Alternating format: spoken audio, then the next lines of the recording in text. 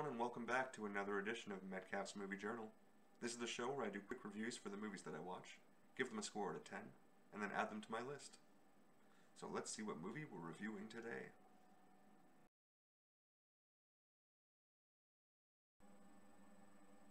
On April 6th, I watched The Ant Bully, which came out in 2006. And I doubt I ever would have even heard of this one, let alone seen it, if it wasn't for the fact that my wife just happened to already own it on DVD. But it's easy to see why this one flew so far into my radar, even with a pretty solid cast. The story here centers around a young boy named Zach Tyler, who finds himself dealing with his bully troubles by taking out his anger on an anthill in his front yard. He's voiced by Lucas Nickel, who I only knew as the voice of Aang from Avatar: The Last Airbender, and he does a decent enough job with the role, but there's too much talent happening in the supporting roles for him to ever stand out. Nicolas Cage has probably the most important supporting role as Zoc the Wizard Ant, and the one ultimately responsible for shrinking down Zack and kicking off the main plotline, which of course sees Zack eventually realize he's being just as big a bully to the poor ants as his bullies have been to him. It's almost nice to watch a kids movie like this every once in a while, to remember that not every kids movie needs to try and sneak in the adult level humor, which is a trend that has all but taken over kids movies nowadays. I always seem to go back to Shrek as one of the earliest examples of this.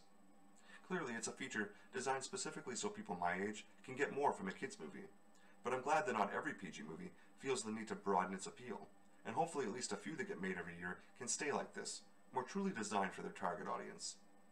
There's a surprising amount of voice talent on display here, even beyond Cage and Nickel, from Paul Giamatti playing the exterminator Stan Beals, with a voice that matches the character to a T, to Julia Roberts with her naturally high-class voice fitting the Ant Princess perfectly, all the way to the wonderful Meryl Streep with her ridiculous 21 Oscar nominations, being appropriately cast as the Ant Queen.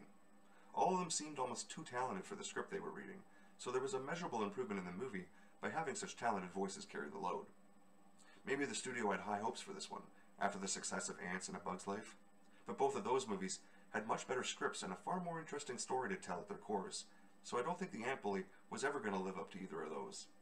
It also doesn't help that this came out a few years after both of those, so it very much feels like they were a little bit late cashing in on the bug trend. It's impossible not to want to compare this one specifically to Ants, with how similar the settings are, but it says something about the quality of animation in The Ant Bully that even though Ants came out a full 8 years before this, it still somehow looks like the newer, better animated of the two. Maybe too much of The Ant Bully's budget was tied up in that stellar cast, but there's really no excuse for the dramatic step down in animation quality. Ants also comes with much more of that adult level action and humor I mentioned, and a part of me feels like I shouldn't knock The Ant Bully for only really being made for the kids, but since I'm not a kid anymore, it was never going to resonate with me as much as something like Ants.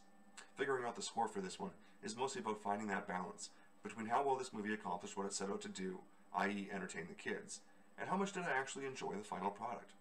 I can recognize this as a solid kids movie, but I needed a bit more out of it if it was ever going to match up against the ever-improving field of PG movies we continue to get.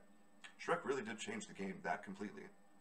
I ended up giving this a 4 out of 10, and it landed at number 1138 on my list, putting it right here, in between the Emoji Movie and Dude, Where's My Car?